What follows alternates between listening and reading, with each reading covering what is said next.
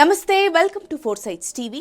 విమానం కనిపెట్టిన రైట్ సోదరుల సక్సెస్ లో వారి సోదరి క్యాథరిన్ది కీలక పాత్ర. ఆమె సోదరుల విజయాన్ని ప్రపంచం ముందుకు తీసుకువెళ్లడం, రికార్డుల్లోకి ఎక్కించడంలో ఆమె కృషి ఎంతో ఉంది. శతాబ్ద కాలం తర్వాత మరువైన ఎయిర్ క్రాఫ్ట్లుగా రూపాంతరం చెందే వరకు విల్బర్ట్ ఓర్విల్లే రైట్లు పేరు అంతగా ప్రాచుర్యం పొందలేదు.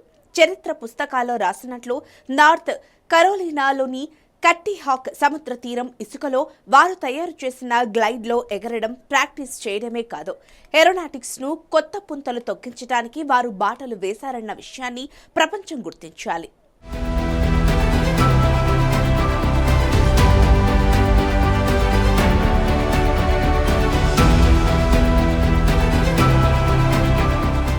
అప్పట్లో పక్షిలా ఎగిరే ఆవిష్కరణ అనివార్యమైంది. మొట్టమొదట రైట్ బ్రదర్స్ 12 సెకండ్లు ఫ్లైట్ నడిపి రికార్డు సృష్టించారు. అయితే దానిని మరింత అభివృద్ధి చేయడానికి దశాబ్దాలు పట్టింది. వారికున్న నైపుణ్యాలను బయటకు తీసుకురావడంలో క్యాథరిన్ కృషి అమోఘం. 1874లో డేటన్లోని ఓహియాలో బిషప్ మిల్టన్ రైట్, సుసేన్ కొయినేర్ రైట్లకు చివరి సంతానంగా క్యాథరిన్ పుట్టింది. తనకు 15 ఏళ్ల వయసులో ఉండగానే తల్లి టీబీతో మరణించింది. దీంతో ఇల్లు చక్కదిద్దుకునే బాధ్యత ఆమెపై పడింది. తండ్రికి సంబంధించి లెటర్లు రాసే పనుల్లో కూడా ఆమె సహకరించేది. అప్పటికి క్యాథరిన్ కంటే 3 ఏళ్లు పెద్దవారైన విల్బర్ ఒరువిల్లే రైట్లు గ్లైడర్ ను కనుక్కోలేదు. ఆ సమయంలో వారు ప్రింటింగ్ బిజినెస్ నడిపారు. 1892లో వారు ఒక సైకిల్ షాప్ తెరిచారు.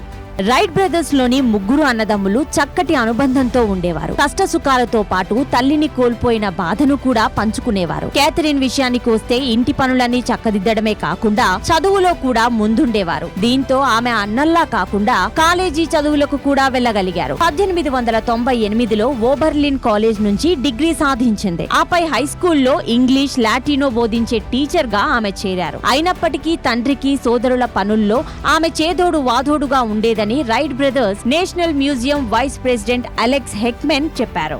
గాలిలో పక్షిలా ఎగరాలన్న ఆమె సోదరుల ఆకాంక్షను ఆమె నిరంతరం ప్రోత్సహించేది. వాళ్లు కూడా సైకిల్ షాప్ నడుపుతూనే బీచ్ లో గ్లైడ్ ను ఎగరవేయడం ప్రాక్టీస్ చేసేవారు. బ్యాచిలర్స్ గా ఉండిపోయిన రైట్ బ్రదర్స్ కు వారి కలలను సాకారం చేసుకునేందుకు క్యాథరిన్ ఎంతగానో సహకరించింది.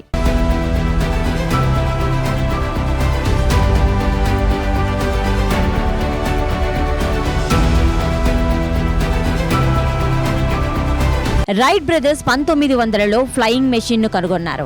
అదే ఏడాది సమ్మర్లో మళ్లీ ప్రయోగాలు ప్రారంభించారు. వారి ప్రయోగాల సారాంశాన్ని 1901లో 2 సైంటిఫిక్ జర్నల్స్ లో ప్రచురించారు. దీంతో చికాగోలోని వెస్టర్న్ సొసైటీ ఆఫ్ ఇంజనీర్లు వారిని ఆహ్వానించి వారి పరిశోధనలపై ప్రసంగించాల్సిందిగా కోరారు. అయితే విల్బర్ రైట్ బహిరంగ సభల్లో మాట్లాడడం తనకు ఇబ్బందిగా ఉంటుందని అక్కడికి వెళ్లడానికి అంగీకరించలేదు. క్యాథరిన్ తన అన్నకు మంచి సూట్ కుట్టించి అందంగా తయారు చేసి అక్కడికి వెళ్లేలా చేసింది. దీనిపై ఆమె తన తండ్రికి లేఖ రాస్తూ అన్న ఇంజనీర్ల సమావేశంలో ప్రసంగిస్తే తప్పకుండా శాస్త్రవేత్తలుగా గుర్తించబడతారని, వారి భవిష్యత్ ఉజ్వలంగా ఉంటుందని లేఖ కూడా రాసింది. ఆపై 2 ఏళ్లకు రైట్ సోదరులు వారి ప్రయత్నంలో విజయం సాధించారు. ఆ రోజు ఆమె ప్రోత్సాహం లేకుండా ఈ రోజు ప్రపంచానికి రైట్ బ్రదర్స్ తెలిసేవారే కాదు.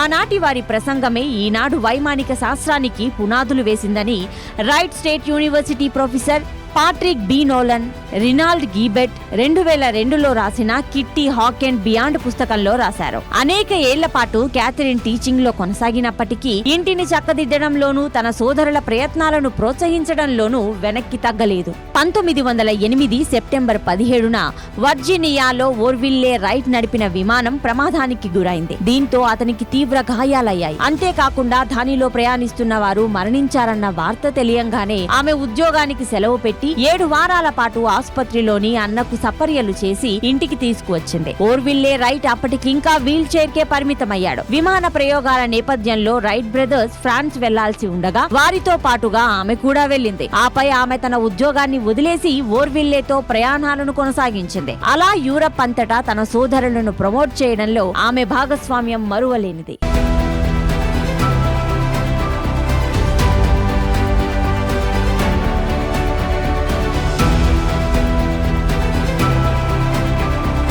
వాస్తవానికి వాస్తవానికి రైట్ సోదరులిద్దరూ ఇతరులతో కలుపుగోలుగా ఉండేవారు కాదు. అయితే చెల్లి క్యాథరిన్ మాత్రం అందరితో కలుపుగోలుగా ఉంటూ మంచి మాట తీరు నడవడికతో ఆకట్టుకుని మంచి రిలేషన్లు కొనసాగించేందుకు సహకరించింది. అలాగే ప్రెస్ రిలేషన్లు కొనసాగించడంలో కూడా ఆమె దిట్ట. యూరప్ లో తన సోదరుల ప్రయోగాలను వారి లక్ష్యాలను తెలపడంలో ఆమె ప్రధాన పాత్ర వహించింది. క్యాథరిన్ ఆమె సోదరులకు ప్రమోటర్, డిప్లొమేట్, అడ్వకేట్, హోస్టెస్ గా వ్యవహరించి తన అన్నలు మళ్లీ విమాన ప్రయోగంలో విజయం సాధిస్తారని ప్రమాదం జరిగిన 6 నెలల్లోనే డంకా బజాయించి మరీ తెలిపింది.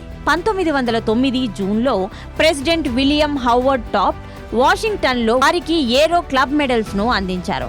1901 నుంచి క్యాథరిన్ వారి అన్నలు చేసిన ప్రతి ప్రయోగాన్ని రికార్డు చేసింది. అలాగే అమెరికా, యూరప్ లోని ఏరోనాటికల్ సంస్థలు, జర్నలిస్టులకు అనేక లేఖలు రాసింది. తను 45వ ఏట 1912లో టైఫాయిడ్ మూలంగా విల్బర్ చనిపోయేంత వరకు ఆమె తన అన్నల కృషిని ఆవిష్కరిస్తూ అనేక సంస్థలతో ఉత్తర ప్రత్యుత్తరాలను కొనసాగించడంతో పాటు సోదరుల బయోగ్రఫీ, పేటెంట్ హక్కుల వివరాలను పొందుపరుస్తూ రైట్ బ్రదర్స్ చరిత్రలో నిలిచిపోయేందుకు తన వంతు ప్రయత్నం చేసింది. 1915 నుంచి 1942 వరకు ప్రయాణానికి అనువుగా ఉండే విమానాన్ని స్మిత్సోనియన్ కనుగొనడంతో రైట్ బ్రదర్స్ కలలు సాకారమయ్యాయి. 1929 మార్చి 3న క్యాథరిన్ మరణించారు.